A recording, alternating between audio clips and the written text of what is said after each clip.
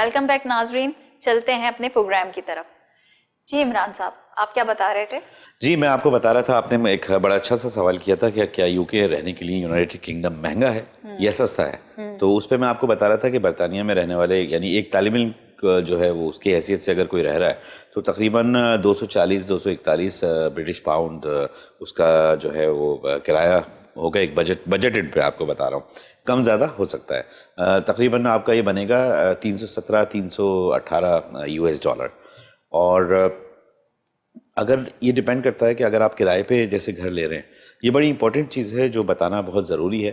وہ لوگ جو یہاں سے جا رہے ہیں، ہم کیا کرتے ہیں کہ ہم اس خوشی میں کہ ہم انگلینڈ جا رہے ہیں، ہم پڑھنے جا رہے ہیں، بہت ایکسائٹیڈ ہو جاتے ہیں اور ہم پوری پلاننگ نہیں کرتے. میں اپنے ناظرین سے یہی ریکویسٹ کروں گا کہ پلیز آپ جب باہر جا رہے ہیں، بیرون ملک جا رہے ہیں کہیں بھی، تو آپ پوری پلاننگ کر کے جائیے. اگر آپ پڑھنے جا رہے ہیں تو بھی آپ کی بجٹنگ، آپ کی پلاننگ ہو، آپ اس کے بارے میں انفارمیشن لیں. پہلے بڑا مشکل ہوتا تھا، لیکن اب انٹرنیٹ کے آنے کے بعد سے جو ہے وہ آپ کو ساری انفارمیشن آپ کی دسترس میں ہے، آپ کے موبائل پہ. تو آپ وہ ساری انفارمیشن لکھ لیجئے، اس کے بعد بجٹنگ کیجئے اور پھر جائیے تو آپ کے لیے بہت آسانی ہوگی.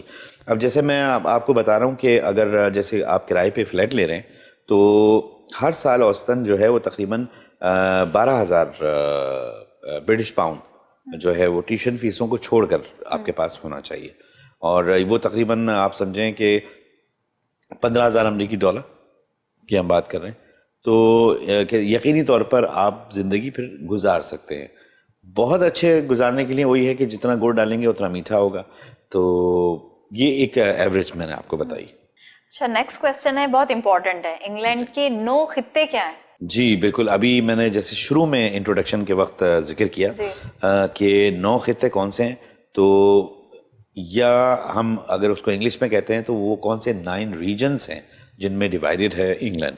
تو اس کے اندر لنڈن ہے، نارتھ ایسٹ ہے، نارتھ ویسٹ ہے، اور یارکشائر ہے، ایسٹ مڈ لینڈس ہے، ویسٹ مڈ لینڈس ہے، ساؤتھ ایسٹ ہے، اور East of England and South West. یہ وہ 9 خطے ہیں جس کو ملا کے جو ہے انگلینڈ بنتا ہے.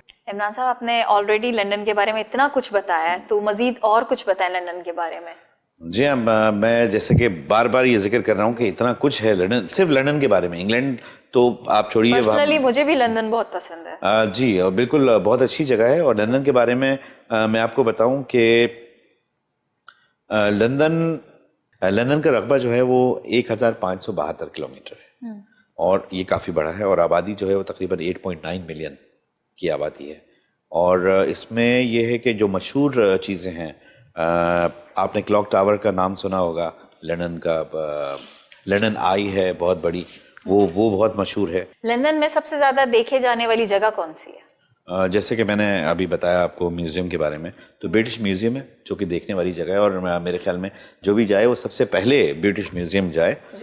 اس کے علاوہ یہ کہ تقریباً 6.246 ملین زائرین کے ساتھ برٹش میوزیم لندن میں 2019 میں سب سے زیادہ دیکھے جانے والا مرکز بنا ہے. 2019 میں؟ جی، تو آپ اندازہ لگا سکتی ہیں کہ 6.246 ملین زائرین جو کہ میوزیم دیکھنے جاتے ہیں. اچھا، برٹش میوزیم کا جس کا ذکر کیا میں نے آپ کا، اس کے علاوہ لندن ٹاور ہے. لندن ٹاور، جی بڑا زبردست بہت بڑا ٹاور ہے، لندن ٹاور ہے. اور بکنگھم پیلس وہ بہت مشہور ہے. اس کے علاوہ ہائیڈ پارک ہے، اور یہ ہے کہ ہائیڈ پارک بہت اچھا بڑا پارک ہے. اور قومی گیلری بھی ہے، یعنی نیشنل گیلری جو کہلاتی ہے. ہائیڈ پارک ہے، پھر کنگسٹن گارڈنز ہے. اچھا، ہائیڈ پارک جس طرح سے انہوں نے بنایا ہے بہت ہی خوبصورتی، یعنی میں سمجھتا ہوں میرے پاس وہ الفاظ نہیں ہوں گے اگر اس کو میں بیان کروں. اور ویسٹ منسٹر ایبے ہے جو کہ بڑی مشہور جگہ ہے. تو یہ ساری چیزیں ہیں جو دیکھنا ضروری ہیں. میں اپنے ناظرین سے یہ کہوں گا کہ جانے سے پہلے یہ ساری چیزیں لسٹ کر لیں، کیونکہ وہاں جانے کے بعد جو ہے وہ ایک افراتفری کا ماحول ہوتا ہے، کیونکہ نئی جگہ آپ گئے ہیں اور وہاں پہ یہ بھی دیکھیں یہ بھی دیکھیں. تو جب آپ کے پاس لسٹ ہوگی تو آپ کے لیے آسانی ہوگی کہ بھائی اس جگہ ہم چلے گئے، اس جگہ ہمیں جانا ہے. اس کے علاوہ میرا نیکسٹ کویسچن ہے کہ انگلینڈ میں زندگی کی شروعات کیسے کریں؟ اچھا، اس میں دیکھیے سب سے پہلی چیز یہ ہے کہ آپ وہاں جانے کے لیے جو قانونی تقاضے ہیں ان کے بارے میں انفارمیشن لیجیے. ساری انفارمیشن انٹرنیٹ پہ موجود ہے. آپ کو ویزے کے لیے اپلائی کرنا ہے, آپ کو وزٹ ویزا چاہیے, اسٹوڈنٹ ویزا چاہیے. اچھا, ایک چیز جو بڑی اچھی ہے وہاں پہ کہ ہائیلی اسکلڈ ورکر کا ایک ویزا ہے, اس پہ اگر آپ کوالیفائی کرتے ہیں, اور وہ سب کیونکہ اب آن لائن ہر چیز ہے, آپ وہاں پہ اس کیلکولیٹر پہ جا کے چیک کر سکتے ہیں کہ آیا آپ اس کو کوالیفائی کر رہے ہیں یا نہیں. اگر اس میں پوائنٹ سسٹم ہوتا ہے, اگر آپ اس کو کوالیفائی کر رہے ہیں آپ اپلائی کر دیجئے, اور آپ کو کسی ایجنٹ کی کسی کی ضرورت نہیں ہے, اور آٹومیٹکلی وہاں پہ آپ کو پتہ چل جائے گا کہ آیا آپ نے کوالیفائی کیا یا نہیں. پھر جو ان کے قانونی تقاضے ہیں, جو ڈاکومنٹس ریکوائرڈ ہیں, وہ آپ پرووائڈ کر کے اور جو ہے اپنا سلسلہ آگے بڑھا سکتے ہیں. تو پہلے بہت مشکل ہوا کرتا تھا, آپ فارم لائیے, اس کو فل کیجئے, اپلائی کریں. ابھی ہر چیز آن لائن ہے, آن لائن آپ کو ملتی ہے, آپ اس کو فل کریں اور آپ اپلائی کر سکتے ہیں. اچھا, دوسری بات یہ ہے کہ اس بات کو یقینی بنائیں کہ آپ برطانیہ میں زندگی گزارنے کے اخراجات برداشت کر سکتے ہیں. یہ بڑی امپورٹنٹ چیز ہے. لوگ چلے تو جاتے ہیں اور یہ سوچ کے چلے جاتے ہیں کہ اچھا یار ہم وہاں پہ جا کے کچھ نہ کچھ کر لیں گے. مطلب جو ہے آپ بتانا چاہ رہے ہیں کہ بہت ایکسپینسو ہے. ایکسپینسو ہے. آپ کے پاس یہ سوچ کے نہ جائیے کہ میرے پاس مثال کے طور پہ اتنا ابھی اماؤنٹ ہے اور وہاں جا کے میں مینیج کر لوں گا. مینیج نہیں ہو پاتا. لوگ سوچتے ہیں کہ بھئی ہم وہاں جاب کر لیں گے. یہ اتنا آسان نہیں ہے. کہنا آسان ہے لیکن وہاں کے لاز اینڈ ریگولیشنز جو ہے نا وہ بڑے سخت سے سخت ہوتے اور جا ان رہے کے ہیں. جو ویزا ہے, اسٹوڈنٹ ویزا, وزٹ ویزا یا پرماننٹ ویزا, اس میں کوئی ڈیفیکلٹی, کوئی پرابلمز آتی ہے یا ایزلی ہو جاتا ہے سب چیزیں؟ نہیں, یہ دیکھیے اس میں ہے تو پروسیس جو ہے بڑا ٹرانسپیرنٹ ہے, لیکن اٹ ڈیپینڈس. اوکے, یہ ڈیپینڈ کرتا ہے کہ آیا آپ اپلائی کر رہے ہیں, آپ نے, ہوتا کیا ہے بہت سے لوگ جو ہے وہ اس چیز پہ دل برداشتہ ہو جاتے ہیں کہ ہمیں ریفیوز کر دیا یا ریجیکٹ کر دیا. زیادہ تر یہی ہوتا ہے. جی, آپ یہ دیکھیے وہ ریفیوز کرنے کی کیا وجہ ہے. آیا کہ آپ نے وہ ڈاکومنٹیشن پرووائڈ نہیں کی, اوکے, یا انہوں نے جو آپ سے انفارمیشن مانگی ہے وہ آپ نے پرووائڈ پوری کی یا نہیں کی. زیادہ تر ہوتا یہی ہے کہ آپ وہ انفارمیشن کمپلیٹ پرووائڈ نہیں کرتے اور آپ پھر کہتے ہیں کہ بھئی ہم ریجیکٹ ہو گئے. اچھا, ایک بڑی امپورٹنٹ چیز ہے, ایک دفعہ اگر آپ ریجیکٹ ہو گئے تو بڑی مشکل ہوتی ہے کہ پھر دوبارہ آپ اپلائی کریں اور آپ سلیکٹ ہو جائیں.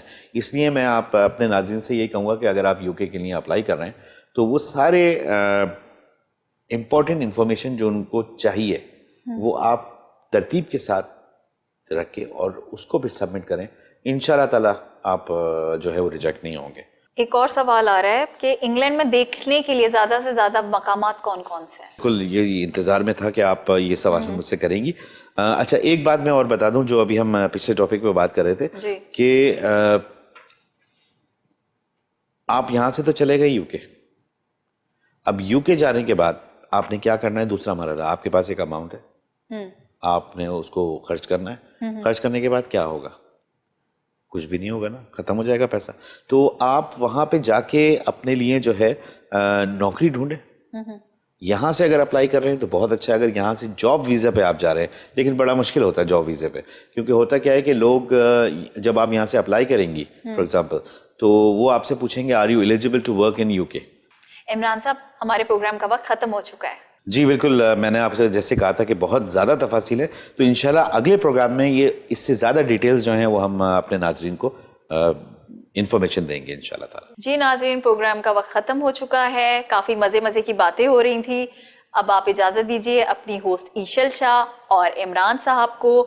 اگلے ہفتے پھر ملتے ہیں. اللہ حافظ.